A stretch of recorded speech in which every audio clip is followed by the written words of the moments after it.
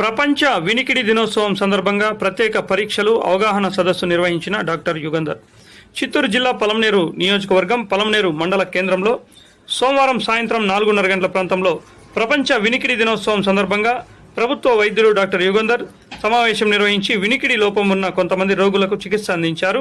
ఈ సందర్భంగా ఆయన మాట్లాడుతూ మనిషికి పంచేంద్రియాలలో చెవులు పనిచేయకపోతే ఎంతటి ఇబ్బందులు ఎదురవుతాయో అనుభవిస్తున్న వ్యక్తులకు మాత్రమే అర్థమవుతుందన్నారు. ఇప్పుడు ఉన్నటువంటి అధునాతన టెక్నాలజీలతో చెవిటితనాన్ని కూడా దూరం చేసే విధంగా పరికరాలు లభ్యమవుతున్నాయన్నారు. చెవి లోపల సమస్య ఏర్పడినప్పుడు సొంత ప్రయోగాలకు పోకుండా వెంటనే డాక్టర్లను సంప్రదిస్తే ఫలితం ఉంటుందని తెలిపారు. ఈ కార్యక్రమంలో పలువురు వైద్యులు ప్రజలు పాల్గొన్నారు.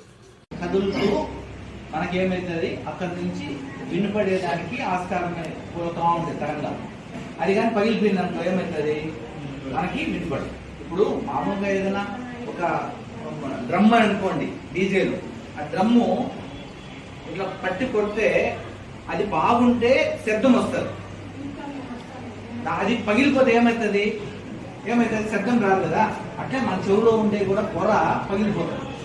ఎంతవరకు మనం ఎంతవరకు వినగలమో అంతవరకునే వింటాం. కాబట్టి మీరు ఆ డీజేలు మెయిన్గా ఇంపార్టెంట్. తర్వాత వచ్చి చెవులో ఇప్పుడు చిన్నపిల్లలకి ముఖ్యంగా మనకి చెవు, ముక్కు, గొంతు ఒకే దగ్గర ఉంటాయి అన్ని చిన్నపిల్లలకి. ఎందుకంటే జలుబు చేసిందనుకో చెవు, ముక్కు, గొంతు రెండు మూసుకుపోతాయి.